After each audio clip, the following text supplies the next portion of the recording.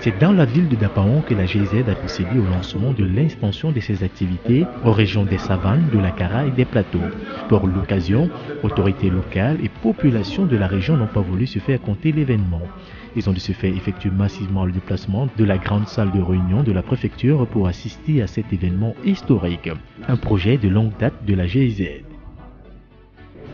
Je crois qu'on peut dire que la coopération allemande va boucler, vraiment d'être présente sur tout le terrain. On a commencé en 2012 au sud. On devait se concentrer pour démarrer sur quelques régions-là, mais maintenant nous avons les moyens et aussi les expériences pour travailler dans toutes les régions du pays. On a pris la décision politique pour le faire au début de l'année passée, lors du visite du ministre de la coopération allemande. Il avait une audience auprès du président de l'État et on a discuté et on a décidé de faire l'extension vers le nord pour la coopération. Cette présence permettra de renforcer la priorité accordée aux régions dans le processus d'élaboration du plan national de développement 2018-2022 de la GIZ, qui met un accent particulier sur la réduction des inégalités sociales. La GIZ et la Banque publique de développement allemande vont donc exécuter ces différents programmes qui visent à l'amélioration des conditions de vie des populations. Le programme va donc s'articuler autour de 3 axes prioritaires. Le premier va prendre en compte le domaine agricole. Un accent particulier va également être mis sur la formation professionnelle des jeunes. Ici à Dapaon, les prochaines étapes seront surtout dans le cadre de l'agriculture. En fait, nous débuterons avec le développement, avec des projets d'agriculture qui visent premièrement le relancement de la cultivation des arachides ici au nord du pays. Deuxièmement aussi le renforcement des productrices, des femmes dans la chaîne de valeur du soja. Et troisièmement, nous appuyons aussi des petits producteurs dans l'entrepreneuriat, dans la chaîne de la mise en valeur de l'anacarde.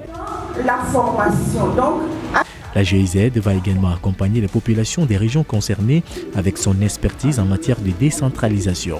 Elle travaille d'ailleurs à cet effet depuis plusieurs mois sur cette question grâce au programme Décentralisation et Bonne Gouvernance qui s'insère dans la continuité des programmes Bonne Gouvernance et Décentralisation 1 et 2. Avec l'appui de l'Union européenne, nous aurions un projet majeur dans la décentralisation ainsi que la bonne gouvernance qui vise, comme dans les autres 3 villes, à savoir Tchévié, Palimé ainsi que Sokodé, maintenant à Dapaon, le renforcement des services communautaires. Pour mener à bien sa mission dans ces régions, la GIZ a procédé à une opération de consultation des bénéficiaires du projet. Un grand débat public s'est donc ouvert à l'issue de la cérémonie de lancement des activités. Les experts des questions de développement ont eu à s'entretenir avec les participants autour du thème « Les attentes de l'élargissement des programmes de développement dans les secteurs de l'agriculture, de l'emploi, de la formation professionnelle, de l'énergie et de la décentralisation ».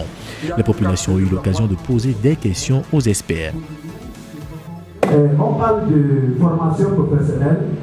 Pour nous, il faut qu'on prenne en compte effectivement les préoccupations des personnes handicapées. Je sais qu'entre-temps, sur le plan culturel, nous avions des échanges. Où sont ces échanges? Faites voir ça à nos parents, à nous tous ici, pour que les Allemands aussi prennent note pour reprendre cette coopération avec nous, le Togo, surtout en matière de culture. À l'issue de cette rencontre, certains participants ne cachent pas leur satisfaction. Nous savons tous que notre zone, la région des savanes, selon les indicateurs socio-économiques, est déclarée comme zone sinistrée. Et nous accueillons avec justement satisfaction ce lancement parce que ces activités viendront et relancer un peu le quotidien, le niveau de vie de nos populations à travers les formations à travers la maîtrise de certaines activités qui vont générer des ressources au profit de nos populations. Et entre-temps, nous avons tous appris que cette coopération a été lancée dans d'autres préfectures et c'est avec joie que toute la communauté, la région des Savanes accueille ce lancement officiel. Comme convenu, en 2016 à Berlin, il y aura deux autres axes que l'Allemagne va appuyer. Un, c'est le projet de santé. Le projet de santé, en fait, sera dans une première étape surtout basé à Cara. Mais l'énergie renouvelable, l'électrification rurale aura sa zone d'intervention pilote ici à Dapong.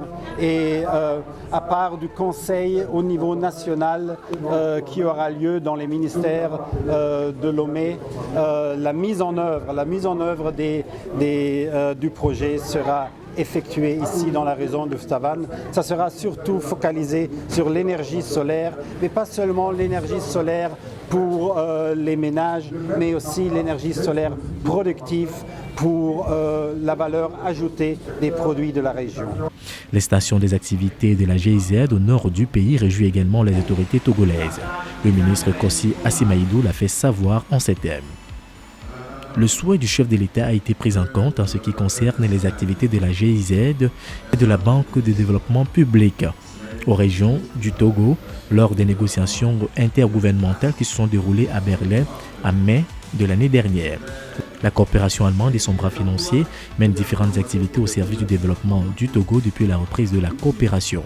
Une reprise de la coopération qui réjouit particulièrement les populations bénéficiaires des différents projets.